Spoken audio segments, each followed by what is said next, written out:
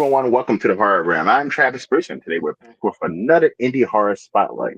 Today I have with us, he's a director, and he has a movie that's going to be coming out soon. That listen, it's been a long time coming, and it is called Macabre Medicine. I have with us Will Devokees. Will, welcome to the Horror Realm. Thank you, Travis. It's a pleasure to be here. It's a pleasure to have you on, man. Now, listen, this is a credible story about this movie, but tell my audience a little bit about Macabre Medicine. A couple years ago, I was in high school. I mean, like close to 20 now. I'm getting old. I'm an old fart. And Oh, stop it. well, every senior has to make a something called a STEM project. It's Sussex Technical Exhibition of Mastery, and you have technical areas. You know, it's almost like a mini college. And I took media broadcasting, and people usually do like a music video or a newscast or something. And I wanted to make a movie because I was really big into horror films, and I was idolizing people like John Caglione Jr., Tom Savini, Greg Nicotero, the people of KMB. I loved horror, and I wanted to be in that realm. And in little old Delaware, there's really not a lot you can do, so you have to make stuff yourself. So they start doing the STEM process when you're a sophomore. So they kind of pick an idea, and I had a couple ideas floating around, and I finally saw the trailer for Grindhouse, the Tarantino Robert Rodriguez film, and I fell in love with that trailer. Do you remember it? Did you ever see it in theaters? Love the trailer. Yes, I saw it in theaters, saw the trailer, and I mean, it spinned off a lot of feature length movies too. Well, yeah, Machete, Thanksgiving, and Hmm. um, I had actually we were actually in production when that movie came out. The trailer was enough for me. I was like, wow, these are the films that I grew up loving and idolizing, and exploitation films. I know people are like, that's an ugly word. I don't really like exploitation, but if you think about it, Texas Chainsaw was an exploitation film. It was a very low budget film 100%. made to make a buck. And Halloween, same thing. They were just very good ones, and they've kind of gotten the notoriety that they rightly deserve. They don't know about the other ones that are very like under the radar, like Don't Answer the Phone and stuff like that. Stuff that I used to rent at a local video store, things that were hard to find. So I decided I was going to make them because we didn't have any money, and I wanted to try to. It was going to Macabre Medicine started off as a short, and it grew into a feature because of my friend Sean C. Phillips. And Ever since then, this movie's been cursed, has nothing but problems. We got the movie done in 2013. We were shooting on weekends. I was funding it out of my own pocket, and we screened it in front of some people, and they hated it, and they didn't get it. Wow. And After a couple years of people asking to see this thing, I've decided to give it a proper release, and I've worked very, very hard to make sure. Like, to me, the movie's not worth it on its own, but with the Blu-ray release, we have a bunch of special features that are on here. You can't see it because it's blurry, but if I run my finger, this is like magic. Look at that. Um, Yeah. there's a lot of special features, including an hour and a half long documentary making of, which is better than the movie, better shot and more competent. Now, the last thing I'll say before I let you speak about Macabre Medicine, because people are like, this guy's just yammering. Um, the movie was meant to be bad in certain aspects. It was not meant to be polished or good because of our budget and our limitations with gear. We shot it on a little Sony Handycam. We didn't have any external microphones.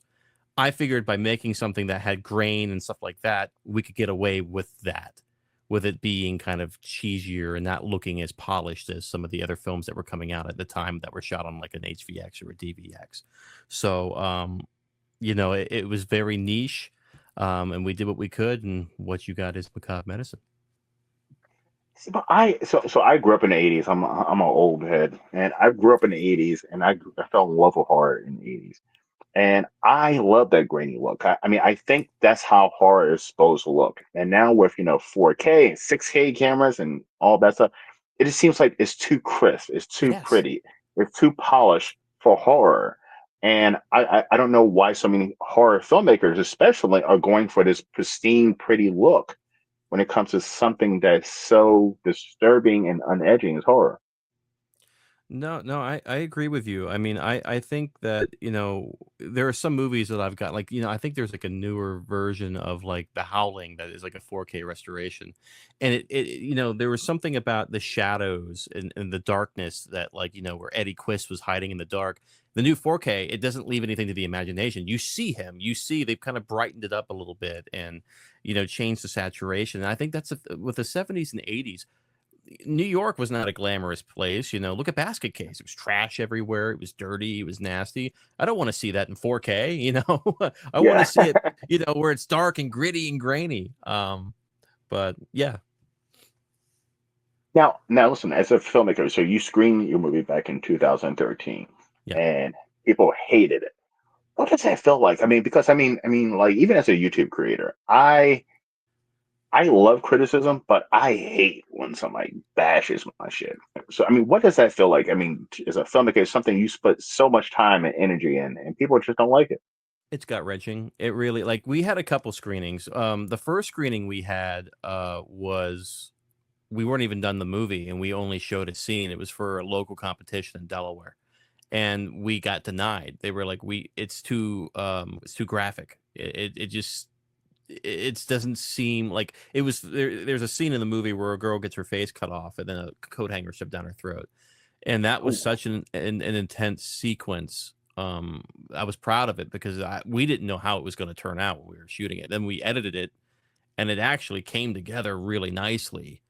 It's one of the best scenes in the movie, and keep in mind we had no money. I wore many hats. I did the special effects makeup. I shot it. I edited it. I hand laid the scratches and the grain, and we did that with a variety of different things, from making each frame in Photoshop and adding the grain to it, to getting little teeny like things that you would overlay over the footage, and then even kind of taking the DV tape and scratching it with a key. That's how we kind of got some of that grain into it. But yeah, they denied that, and they said it was just too exploitative. And that to me was like, well, they don't get it. But what they did like was there was like a fake trailer that we had played before it, and they're like, submit that. So we submitted that to the film festival, and nobody got that either. They were like, there was a big fat guy. I'm not fat phobic or anything. I'm just kind of describing it because I don't want anybody to come after me and be like, hey, what the. So this fat guy was sitting there eating popcorn, and he was like, they spelled previews wrong. And I was like, come on. That's how it was back in the 70s. Previews, was spelled like really, like everything was bad about those grindhouse theaters. So it's gut wrenching. You put all your time and your effort into something, and you hope that they understand it, and you hope that they get it, and they don't. I think a lot of the audiences, I thought people would understand it because of Grindhouse, but Grindhouse didn't do very well in the theater either. You had people leaving that knowing it was a double feature. Macabre Medicine was going to be a double feature. We were going to do originally Macabre Medicine as a short, like a 30-minute short, and then the next short was going to be a zombie film, and we were going to do something really kind of cool and fun that took place in a hotel, and it's referenced in the movie. What happened? Oh, there was this outbreak in a hotel. But we never made it because we had hell finding money. I had to pull out like 15 grand that I was saving up for my college to make this, and I went nowhere. So it sucks. It hurts when you make even when you make something on YouTube, and it put me in a deep depression for a long time. Like I went into this bouts of like, well, I don't really want to make anything anymore. When I made this movie, we were making it to kind of be a certain way. We were trying to make it bad. That's why the story doesn't make sense. That's why some shots that we had fun doing that. Now, I'm not excusing it because I also made some mistakes too as my first feature. So I can't just say, "Oh yeah, we purposely did that." But I didn't make something until the Daredevil thing that I made years later, the sizzle reel that I made. And that was good. The biggest thing too is when people hate your movie and you're making something that's supposed to be like of a time era or a certain look or feel, and they don't get it. It sucks for you because in your heart while you're making this thing that you're a better filmmaker. I was already a better filmmaker by the time we finished this movie. Halfway through making it, I was a better filmmaker, but I had to dumb my senses down and be like, well, let's throw continuity to the wind in this scene. Let's have him wear a different hat or have him wear a different tie or, roll his sleeves up or put a pen in his pocket and then take it out and then put it back in again. There was a lot of thought that went into it. And people not getting the humor because it's like a horror comedy. We tried to make it fun and people just didn't get it. And I remember the last guy got up and left and just kind of like looked at us like, get out of here, kids. So that's brutal, man. I mean, can I have some good? I mean, I ask filmmakers, especially when you do a screen, a screening, you're especially if you're there, you're getting to see the audience reaction. You're getting to see the scares, the laughs, or the yarns, and like, I mean, and when you're screening it, are you able to actually watch a movie and enjoy it, or are you spending majority of your time just looking at the audience? I spend a lot of time looking at the audience. I don't like watching myself, or I don't like watching anything that I do. I just have that. I don't know why. I just feel like it's cringy. Um, um, but I like to see like mostly if there's like a hit, like if there's a certain scare or a certain gore scene that I'm like, I want to see what these people do. And they reacted positively to that. They were like, okay, that's good. It was just like, this movie makes no sense. Now, I don't know if you know this. A lot of people don't. Macabre Medicine's original runtime was 3 hours long. Only two people have seen that cut. Me and Derek Huey. I don't know if you know him. He's a great cinematographer and filmmaker. Very smart guy. And he was one of the first people who really kind of championed Macabre Medicine. Um, and he saw the 3 hour cut, and then he saw this cut down version because we had little screenings in between this editing process. And he claims the best version of this movie is the 3 hour cut. And the reason why it was 3 hours, you're probably going, what the hell happened? We wrote a script, and it was very dark. And it's funny because we started shooting that script. And if you watch the movie, you'll see the scenes that were meant to be, because we shot it completely different. It was very atmospheric. We had fog and stuff like that. We threw that script out after like shooting maybe 25-30% of the movie. Because there was two people on the set who were just like, we were kids, we were young, and we were in high school. And they were like, if my parents ever see me doing any of this, I'm out. you know? So we tossed the script out. And then every night while we were shooting, I was writing new pages and finessing new pages. And that's how we got the clusterfuck that is Macabre Medicine. I don't know if you've seen it, but it is, it's a movie. We shot it. I have not, but I'm definitely looking forward to it. And Yeah. also I'm curious to doing see a what you review as think. well. Yeah, I would Yes, love that. because like I consider myself a critic. I mean, and I only do it on my YouTube channel, and I try to I try to be honest when it comes to my reviews, but at the same time, I don't. I also put in, into my thought process. Okay, I do not review micro budget or no budget movies the same way as I do even a movie that has $1 million budget. You can't do that. You can't. This is not apples to apples. Yeah. So you cannot compare it together. But I love creativity. I love something that I've never seen before, and I love something that has me glued to the screen. And it could be, I mean, some of my best reviewed movies, I'm pretty sure some people watch the movie and they're like, what the fuck is this guy talking about? This movie is a piece of crap. But I like those movies that are just obscure, and it's like, what the fuck did I just watch? And That's I think Macabre those are Medicine. the best movies. Yes. So I think Macabre Medicine is going to be right up my alley. It's the people who have kind of championed it recently. The people it used to be a thing where you would come over to my house and people be like, "Hey, you got the stuff?" And by the stuff they mean Macabre Medicine, not the ice cream from Larry Cohen's film. Um, and I'd be like, "Yeah, I got it," and I would put it on and I would sit here like this while they watched it and laughed, and everybody said the same thing. Like, for a young person who had no money, and no, I grew up poor. I had nothing. I kind of built a small studio that I have now, and I've worked on a couple of things like the Phil Herman's Unearthed. I don't know if you ever watched that. I was I have interviewed watched it. by Yes. you Yes. about it. Yes. Yes, I remember that. And I did a review of it. did Great you? movie. Did you Yes. like my segment? Say yes. I loved all of the segments. Okay, So you don't even know which I one's think I mine. gave it a four. Listen. I gave it a 4 out of 5. So Oh, that's good. that's high in my book. Oh, that's great. I mean, I'm glad you liked it. I Okay, mean, which one was yours? the alien one. Okay, I You're like like, that that one. one Yes. sucked. You were No, like, that one's horrible. I like that one. There's one I didn't like, but I'm not going to say which one it was. Okay, The alien. but no, it wasn't the alien one. It wasn't the alien one.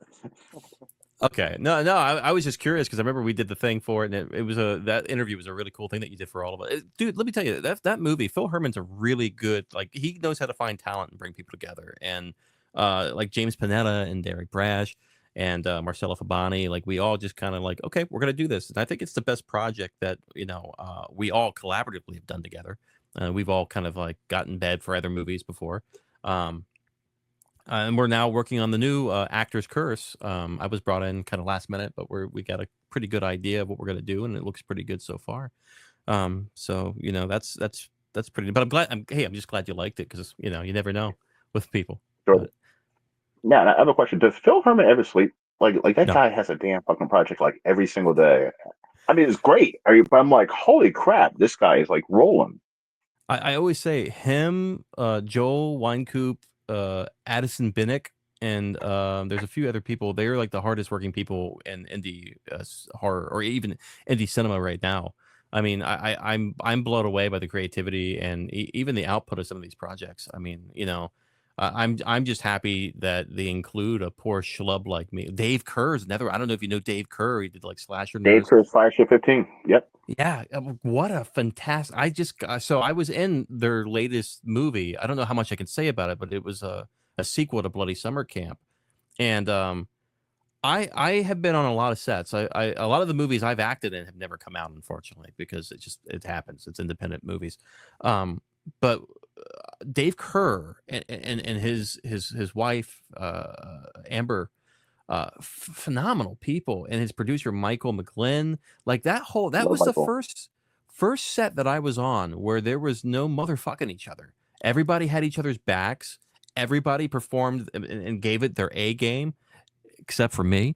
No, everybody did everything great, and it was like I just was like, this is amazing. And then Dave, I can't say enough nice things about him because he gave me the opportunity to work with Joe Bob Briggs. He's one of my heroes, and Fucking and A. Nathan Basil too, and Felissa Rose. Like, these are people that I looked up to and idolized. I was like, one day I'm going to work with these people, and he made it happen. He took a risk on me. He looked at this guy here and was like, I want that fat guy with long hair to come be in my movie, and I did it. Uh, I love Dave Kerr. I mean, I love his. I've never had Dave on. Dave, by the way, I'd love to have you on as an interview. But I mean, I've had Michael McGlynn, I've had Shonda on, and Kay, and I mean, I've had his whole entire crew, and I mean, it's amazing people, and they're so passionate about what they do, and like I've interviewed a lot of indie horror people, and like some come off like but like I can see and just feel it all for people who are like passionate about this genre and what they do. And and those are some of my best interviews. let me tell you, this guy, like, I remember the first meeting I had with him. It was my first day on set, and we just hit it off. We were talking about Slaughter High and these low budget independent movies that resonated with us. And amazing. He's a gentleman. His whole crew is Bobby High. Everybody associated with Slasher Bobby's great. 15. I cannot say enough. And I'll try to get Dave on this show. I'm sure he'll do it. I would love to have Dave on the show. I've been trying to get him on for a while. So Let Dave, me I would let love me to have you on my show, man. let me pull some strings. Yeah, I'll make it work. I'll grease the wheel for you. appreciate it. Dave's like, So who's this guy? yeah, Will. yeah, no.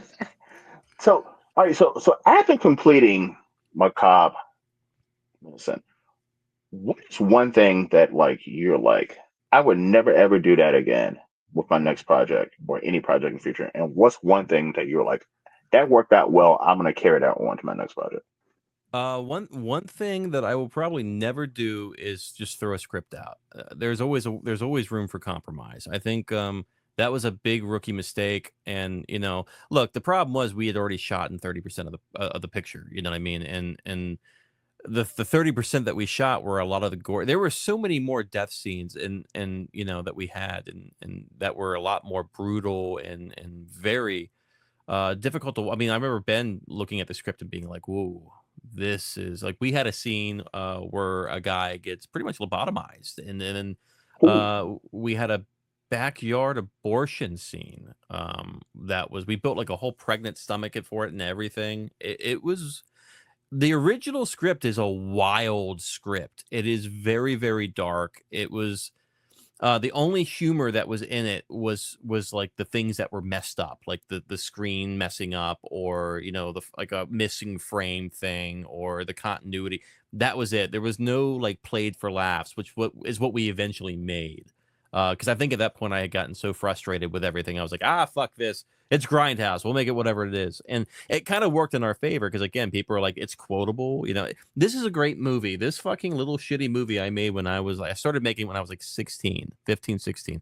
This movie is meant to go like college students to put it on and just make fun of it and roast the fuck out of it. That's what it's made for, technically. In the end, originally I was actually trying to make a new slasher who was a med student. The whole premise is a med student who steals somebody's identity, and he wants to go to school, and he goes and he just starts studying anatomy and all the students, and doing these backyard surgeries with things that he could find. And I just don't think it came across as well as I wanted it to. So, long story short, the script, I would definitely try to compromise and try to figure something out and lock people in more. The thing that worked that I definitely would do again is I worked with a lot of my friends. Now, people say like you could ruin friendships that way, and I did, but I would never have it any other way because those were some of my best friends and some of my best memories making a movie. I had so much fun making this movie, even though it was very stressful and I didn't get to enjoy it as much. I'm cutting the gag reel right now. And the fun that we had, you just feel it. You just feel, this is a movie, again, like Dave does. This is a movie made by horror fans for horror fans. We quote a bunch of things. There's a lot of Easter eggs in it, a lot of homages. It's a lot of fun. And I think that what made it fun for me was just having my friends who had my back. And other than the one script thing, which is really nobody's fault, I understood it completely. Nowadays it's completely different. But I definitely would work with my friends again, and I know that's a lot of people can't say that. Yeah, I agree. Will, my friend, where can everyone find you and Macabre Medicine? So we are still releasing, working on Macabre Medicine. There will be a release. You can find me on willdevokes.com. That's WILLDEVOKEES.com. Or add me on Facebook. Add me on Instagram, @Devokees or Will Devokees. Look me up. We are having a screening of Macabre Medicine at Gross Fest. I don't know if anybody's in the Pittsburgh area. I highly recommend. You're going to be there. Yeah. Heck yes. We're going to have a screening. It's going to be the first major screening, and it's the new cut. And we're going to have some of the cast will be there. Ben will be there. Josh will be there. Ryan Phillips will be there. Yeah, stop by August 1st and 2nd. I'm not sure what my time is yet, but we'll publicize it. Awesome. Yep, it's Saturday and Sunday, right? Saturday, I think it's Friday, Saturday, Sunday, or Saturday. I don't know. It's something. Yeah, it's Friday, Saturday, Sunday. I'm gonna be there Friday, Saturday. So yeah. All right. Well, cool. Friday, Saturday, I'm definitely gonna swing by. You should come to dinner with all of us. We're all going to go out to eat for dinner. You should come with us. I am 100% gonna come. You're in. Welcome hold aboard. well, I just want to say one last thing. Okay. Mm-hmm. This movie here, Macabre Medicine, that I've dropped all over me, would not be possible without the people who worked on it. And there was a lot of people who worked hard on it. I wish I could name every single person, but I can't. But I just want to say, in my heart, I appreciate and love all of you. Thank you all for helping make this movie. It was a great memory. That's awesome, man. Listen, I can't wait to watch it. I know I'm getting a copy soon, so I can't wait to watch it. And I can't watch it on the big screen too at Gross Fest. So that's gonna be a win-win for me. Yeah. So listen, everybody, please follow my man Will and look out for Macabre Medicine. And if you're at Gross Fest or you're in the Pittsburgh area, get your asses over there October 1st, I think, through the 3rd. I could be saying that wrong, but I think that's the date. I think it's August 1st and 2nd. August. What did I say? October? August. October. Yes, August. Yeah. That's another fest. I think that was like the Hairy Man's Ass Fest, which I go to. Yeah, I'm a VIP. Well, I I know in Pittsburgh they have the National Furry convention because I actually went. I didn't know what the fuck a furry was. And I was in Sure. Pittsburgh for work, and I went there. And I was like, "Whoa!" So that might be on October 1st. So don't go to Pittsburgh for October 1st. You might run into the furry convention. Are you? Do you live near Pittsburgh? I live in Baltimore, Maryland. I don't live that far from you. You're in Delaware, Oh right? yeah, yeah, yeah, yeah, yeah. Yeah. Are you going to Living Dead weekend? Oh, that's in Pittsburgh too, right? Yeah, yeah, yeah. It's in June 6th and 7th, I think. No, I won't be going. No. Okay, all right. Yeah. I just want to make sure. Yeah, I got a busy schedule, man. I got a lot of conventions coming up soon, and listen, it's great. There's a lot of horror conventions coming, and they're just like, popping out everywhere, and I'm like, I can't get to all of them. Can I ask you a question? What got you into doing this? What got you into supporting independent artists and interviewing people? I'm just curious. Um, real quick, so I started this channel just talking about horror, and then I did a Tubi Tuesday review where I randomly pick a Tubi movie and did a review, and I That's cool. it was a movie called Tiffany the Doll, and I tore this movie apart for a good 20 minutes, and the director commented on the video and said, "Hey, I would love to come on for an interview," and I was like, "Oh, holy shit, what?" And then I did my first interview with the director of this movie, and it was so fucking good. I was like, wait a minute, this could be my thing. This could be my thing. At the time when I started, I was the only person, no one else was interviewing indie horror careers. Now, I mean, I think I helped spearhead that because I see a lot Yeah. more indie horror interview shows coming up like recently. I'm like, okay. I'm glad that I was a pioneer and I started something out of the blue that now more creators are doing it, and which is always great because it's shining more light on indie horror creators. But Now, at the end of the day, it was a win-win. when did you start interviewing people? Like what year? I started last year. Wow. Last Okay. year, and it was like month 3 or 4 of my channel because I didn't, like I said, I did not know where the fuck I was going on my channel. I'm just doing random shit to see what sticks. And then I started doing an interview thing, and it just blew up. And I was like, wow, Yeah. I'm actually good at doing interviews. No, you are. I've noticed that when you did the film. And you know what? My friend Rusty Apper, who lives in the UK, told me about you. He's like, I should get you hooked up with Travis Bruce. That's what he sounds like. He sounds like that. 100% sounds Yeah. like that. So, but he was like, you should talk to Travis about macabre medicine. I was like, oh, great. Go have your teas and crumpets now, Rusty. Thank you for that little earwig. But Um, but like but, but like I never threw the. I mean, listen, I'm a huge Howard Stern fan. I've been a Howard Stern fan for whatever you think about him. I mean, he's a great interviewer, I love and Howard like Stern. love Howard Stern. And like as you can see, I don't have any fucking script or anything. I just do this shit off the top of my fucking head. Like and like You just have that one note. This guy's terrible. No, I'm just kidding. well, I just got. I mean, usually, listen. By the way, my computer is down, so I'm actually doing this interview on my cell phone for the first time ever. But but normally I would have a little note on my computer that will say the person's name and the project, and I'll just run with it. Yeah, But yeah, yeah. this time I'm just doing free willy over here and just like Will Devokees and Macabre Medicine. I'm just saying that over and over again in my head so I don't forget it, and I'm just rolling with it. If you forgot, it's okay. I can't wait till you roast this piece of shit movie. You're gonna have so much fun reviewing this. Like, rip it to shreds. I want you to rip this to shreds like a leopard ripping apart a gazelle. I want you to like really go for the jugular with this thing because look, I know I'm in on it. I get it. Addison Binnick's gonna do the same thing. I mean, I'm excited for it. Well, listen, you're going to say that, but I'm not going to say this person's name once in a while, but I had someone who asked me to review, this person reviewed the movie. And this movie has gotten like a lot of Best Picture awards and the film festivals. And I'm not saying I tore it apart, but I was like, I just didn't get the movie. Like, it just doesn't make any sense to me. And like, Was it and I Top think the Gun 2? individual, no, this was an indie horror film. Oh, So it's not Top Gun 2? I actually like Top Gun too. I like Top Gun. I'm just messing with you. Was it Meatballs 2? Both two? Meatballs 2? Did you ever see Meatballs 2? I've never seen Meatballs 1. You never see Meatballs? No. Neither have I. I've never There's a seen long Meatballs. list of movies.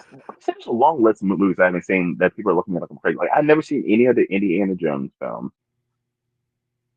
I've never seen what's an iconic movie that people say, "Oh, The I've seen that." Godfather. I just I, saw that I've recently. never, I've never seen any of the Godfathers. I tried watching the first one on a long plane ride. I couldn't get into it. And you fell asleep. Yes, but I think like I'm it's an listen, okay movie. it's okay movie. But I don't know. Like it seems like my old age man. My attention span is I think you just like what you like. It's like with me, it's like I'm not really big into like Harry Potter or stuff like that, but I'll sit down and watch like 20 Romero films if you had that many back to back to back. I'll yeah. watch Monkey Shines. I'll watch any Larry Cohen film, Cue the Wings, anything with Michael Moriarty in it. Like, that's my jam. I think The Godfather is a really well crafted, well made film. A certain demographic really loves it. Mhm.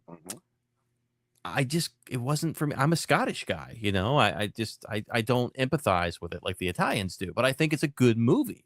I don't think I'll watch it again, but I'd rather sit down and watch Chud, or Troll. I'd much rather sit back and watch Velociraptor Pastor The or a bad hood TV movie. I much rather. I mean, and Wait, yeah, like have you seen The Grinch Who Stole Bitches? I have not. It's on my watch list. Okay, good. Yes, it's phenomenal. Now, have you seen? I just did a review of this a couple weeks ago. Have you seen?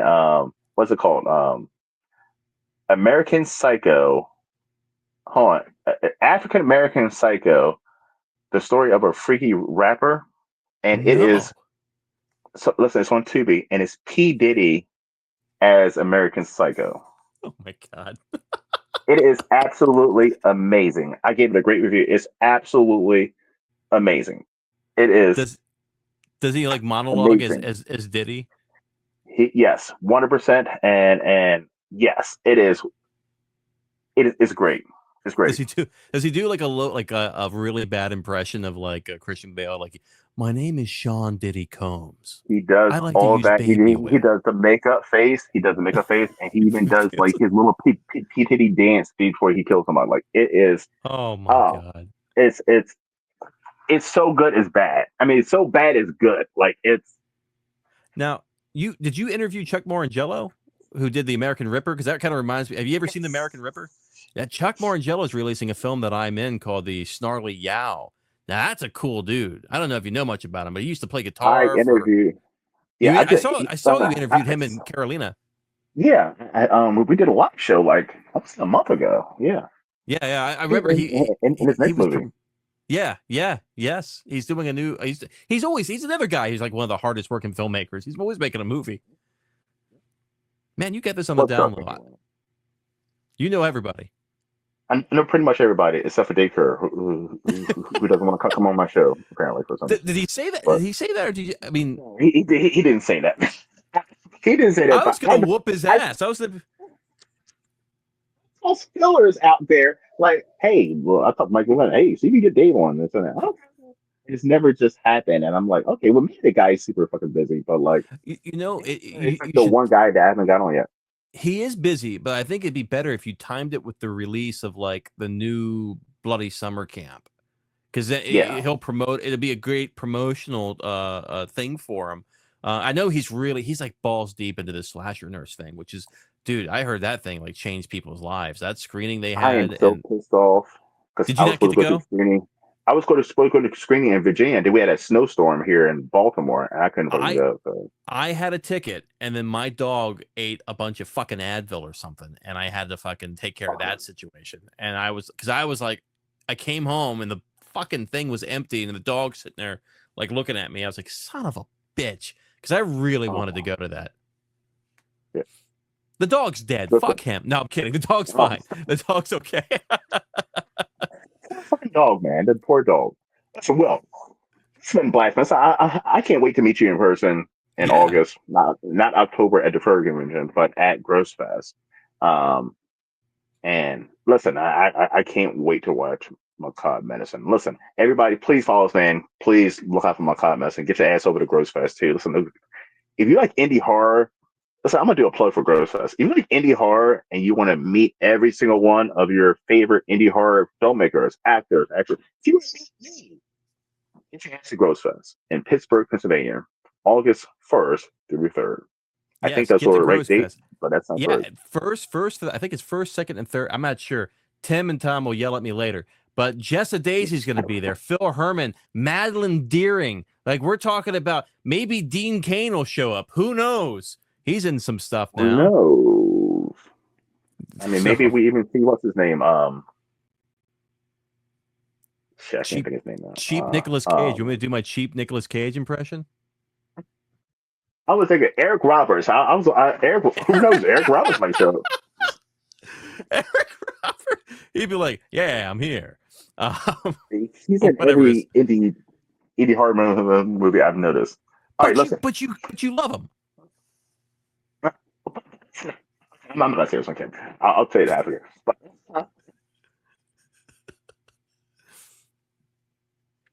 listen, Yes. everybody, thank you for coming to this issue of the Horror Film. I am Travis Bruce, and it's my man Will Devokees. We'll see you next time. Take See ya. care.